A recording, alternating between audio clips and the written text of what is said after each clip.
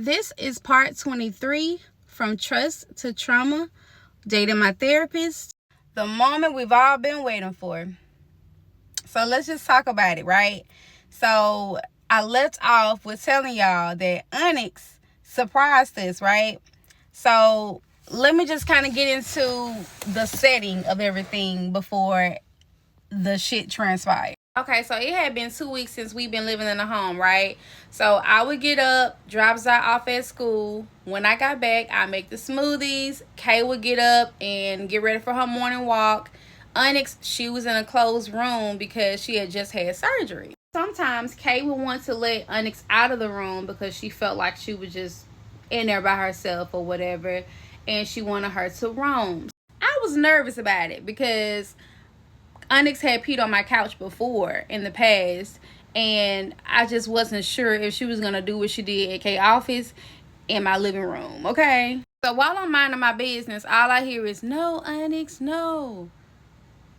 I go in there, and to my surprise, her ass is peeing on this picture that I gifted Kay of this big zebra face. And I'm just like, I just told you that she don't need to be out. And she like, well, she got space, so why is she still peeing? I don't know. So I cleans it up so Kay can go ahead and start her day with her sessions, right? So Kay had an early session this particular day, so she didn't get a chance to do her morning walk.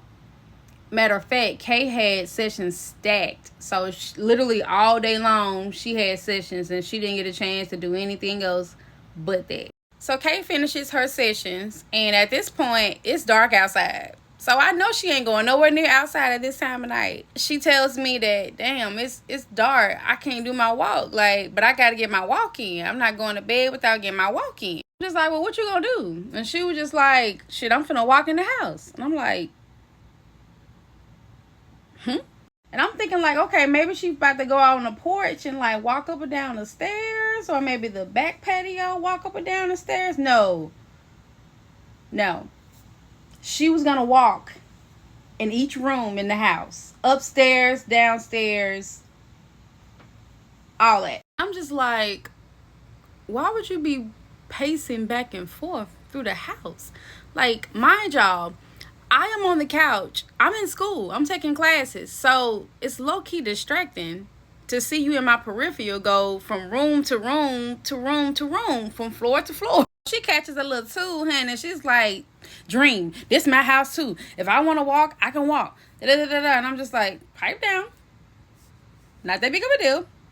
Walk, honey. I go back to what I'm doing. Anyway, I'm on the couch laying down, finishing up what I'm doing. Onyx is on the floor by me, and Zai is downstairs playing her Xbox. So Kay ended up making her way back upstairs. Now at this time, all the lights are pretty much off upstairs, but there's lamps on, so it's kind of like a low light situation. So to distract myself, I put my headphones in, honey. Next thing I know, maybe like 3 minutes later, all I hear is, "No, Onyx, no." I hear screaming. Like, screaming. Have y'all ever had headphones in and y'all heard something that wasn't really there? Almost like you taking a shower, then it sounds like somebody breaking in? Okay, cool. So I had the headphones in, and when I heard the, "Stop, Onyx, no, Onyx," it's almost like I thought I was hearing something, because that's what I had heard the other day when she had peed in her office. So this time I took the headphones out to make sure I wasn't tripping, and I was not tripping. Baby, before I knew it, it sounded like somebody was not getting turned loose. Baby, and next thing I know, my daughter had jumped like 5 steps just to get upstairs, and we both down there about to knock each other out trying to get to the room where we hear the commotion coming in at. Y'all, the lights are off, but you can see everything that's going on. I see Onyx literally jumping up on Kay and like attacking her legs and everything. It's like, time she get her off, she's back on. Time she get her off, she's back on. And I'm just like, oh my God, you know what I mean? And so I immediately panicked, but I jumped right on in because I tried to save her. This is my first time ever seeing the cat attack anybody, and that shit ain't no joke. So I enter the ring. Why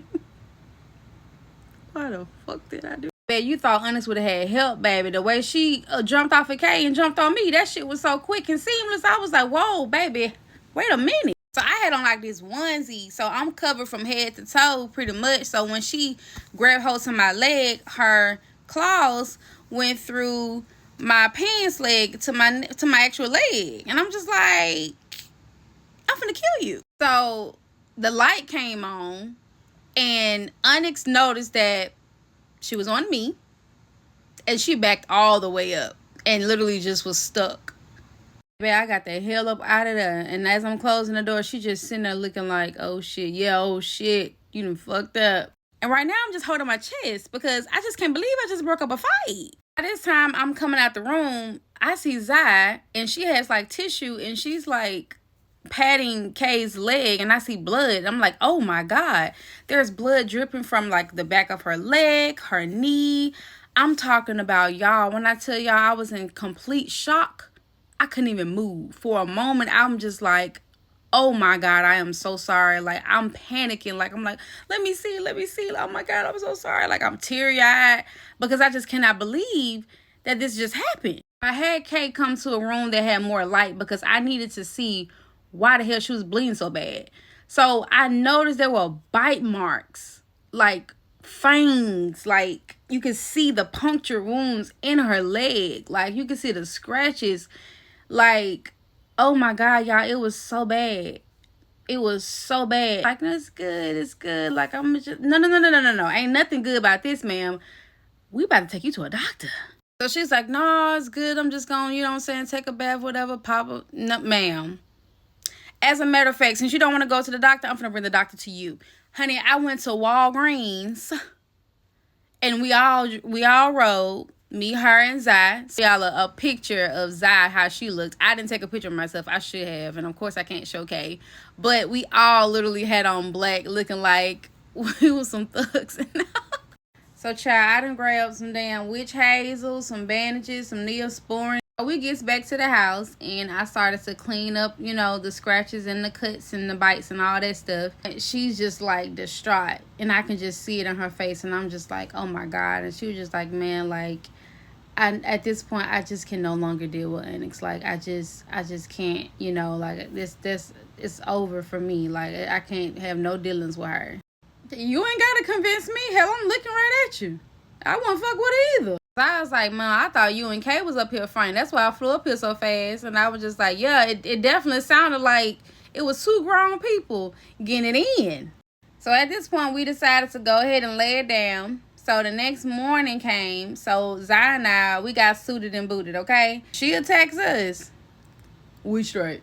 We get ready to walk into the room, y'all. Just me and Zai. And at this point, I'm about shaking like a stripper. Got a spray bottle on my hip, filled with water, just in case she try to get stupid. We walk into the room, she talking about some meow and rubbing her head on our legs like ain't nothing happened. I say, yeah, this motherfucker crazy too. At this point, I don't trust nobody because it's giving borderline. But I'm being real cool because I already saw how you get down in the ring, ma'am. So she's cool. She's being nice. So I end up picking her up and putting her inside of her pink carrier.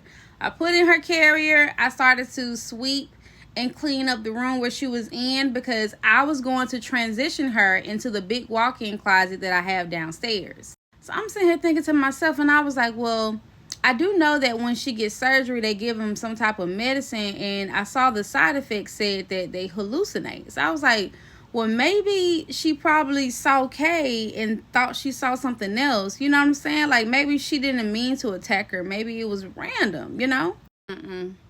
That wasn't it either. Bad. When Kay walked into that room to take a peek at Onyx while she was in her carrier, baby, she almost broke out that damn thing to get at Kay. I was like, oh my God, so she was for real. She knew what she was doing. So I'm like, yeah. Let's go ahead and transition you, ma'am. Alright, y'all. I still kept my spray bottle on me just in case she got funny, because I didn't trust her all the way. So it was time to take her out of her carrier. I was scared shitless, but she was cool. She rubbed her head on me out. We good. So I proceeded to give her food, water, and I told her, have a great day, ma'am. I see you tomorrow. Left her ass in there. Went on by my day. I came back the next day. Good morning. Talked to her. Spray bottle. Food. Water. Now this day, I realized, I said, damn, her litter needs to be cleaned. Mind y'all, I have developed a fear because I don't trust you all the way, and I'm not really sure if you're going to try what you tried on Kay, on me. So this second time I went in there, I noticed that while I'm cleaning out her litter box, she's looking behind me. And I looked and I didn't see nothing. I said, Onyx, there's nobody here but me and you. It's okay. You're safe. She goes back. She gets in her bed. I continue to do what I'm doing. Comes back out. And she looks like this. And I see her eyes getting big. There's nothing there. It's okay. Literally. Sit down. She sits down. I proceeded to grab the food to get ready to pour. At this point, she sees something and she jumps at it. I got the hell out of there. That shit startled me so bad, y'all. I let out a loud scream and all I hear is Kay. Oh, hell no. Here I come, Dream. Don't worry, here I come. And I'm just like, okay, Super Saber, how? What you gonna do? So Zai comes out of her room because she's already downstairs because that's what her room is. She comes out and she's like, oh my God, are you okay? And I was just like, yeah, she just jumped. She startled me. And at this point, I'm just too scared to feed her anymore. I just can't do this. I just can't do it. So here I am calling around trying to see who can get my cat. I'm calling vets. I'm calling shelters. I'm calling everybody, you name it, literally. And still can't get no assistance. So I end up calling animal control. There was a place in Shelby County that wasn't far from where I was that would take her. And they said, all you need to do is put her in a carrier, take her by car or whatever. I said, do what now? Said, what? I need to put her in a who? Oh, hell no. I ain't going back in there. I can't do that. So he's like, well, you want me to come and put in a carrier so that way you can put in your car? Sure. Yes. Please. Bad idea. Let's just say when Mr. Man got there with his big gloves and all that good stuff, she turned him every which way but loose. He had on these real thick gloves, y'all, and his hand still got bit. She damn near shredded the other glove on his hand. Shredded. At this point, baby, we can consider her homeless because she can't stay here no more. She sounded possessed. The howling, she sounded possessed. I'm convinced that cats are literally humans trapped in a freaking animal's body because the way she sounded, it sounded like something was trying to get out, and whatever was trying to get out, it couldn't come in there, so she gotta go. It was a bittersweet moment, y'all, because I had Onyx for 2 years, never had an issue with her until I met Kay. It was like Kay brought something out of her that, I don't know, I can't really explain it.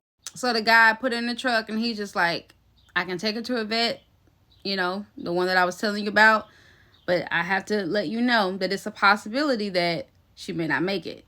And I'm like, what do you mean? They said, well, because of how distraught and how dangerous she is, they'll put her down before she even make it inside. And so y'all know my heart is just like shattered at this point because that's my baby. So I say my goodbyes to Onyx with tears in my eyes. And, we move on. Another loss. At this point, I'm just numb. Can't nothing bother me at this point. I'm just like, who's next? What's next? Kay's just like, oh, I'm so sorry, that you had to give up your cat. I know that was very hard. And I'm just like, shut up. And then it just hit me. Did Onyx sacrifice herself? For me? For us? Was she trying to tell me something? Was something bad about to happen? That she was trying to warn me about?